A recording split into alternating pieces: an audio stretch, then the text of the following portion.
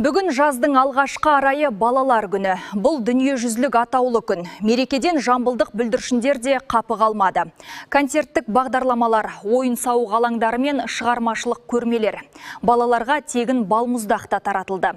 Салтанатты іс-шаралардың біріне қатысқан аймақ басшысы балдырғандарды мерекемен құттықтады. Балалардың шат күлкісі, көтеріңкі көңіл-күй мен мерекелік думан. Бүгін Жамбыл өңірі балаларды қорғау күнін кең көлемде атап өтті. Тұрар Рысқұлов атындағы орталық саябақта концерттік бағдарламалар ұйымдастырылып, ойын-сауық алаңдары мен көрмелер жұмыс істеді.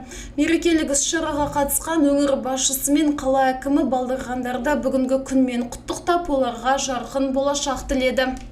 Сіздер Қазақстан деп мақтанышпен аталатын тәуелсіз елде дүниеге келген бақытты ұрпақсыздар. Егемен еліміздің болашағысыздар. Жазғы демалыстарыңыз жақсы өтіп, көптеген достар тауып, ауызбіршілік пен ынтымақтың ұйытқысы бола беріңіздер. Мерейлеріңіз үстем болып, игі арман тілектеріңіз жүзеге ассын. Айта кетейік, биыл облыста жазғы демалыс және сауықтыру шараларымен 208 мыңнан астам оқушы қамтылмақ. Оның ішінде 15 мыңнан астам бала қала сыртындағы лагерлерде демалады. Бүгінгі мерекеде шат-шадымен көңіл күйдегі балақайлар өз әсерлерімен бөлісті. Бірінші маусыммен құттықтаймын. Бүгін мереке өте жақсы өтіп жатыр.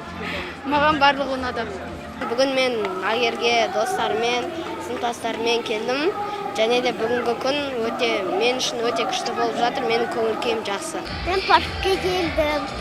Мен мағжуды ұнайды. Ұлттық статистика бюросының дерегінше бүгінде елде 6.902.492 бала бар. Бұл Қазақстан халқының шамамен 1/3 құрайды. Оларға мемлекет тарапынан тегін білім мен медициналық көмек алуға жағдай жасалған, сондай-ақ әлеуметтік қорғалуына және қауіпсіздігіне бағытталған бірнеше бағдарламалар іске асырылуда. Махаббат Құсайын, Мейрамбек Сағынов, Айдос Қыстаубек, Қордай 24 Ньюс.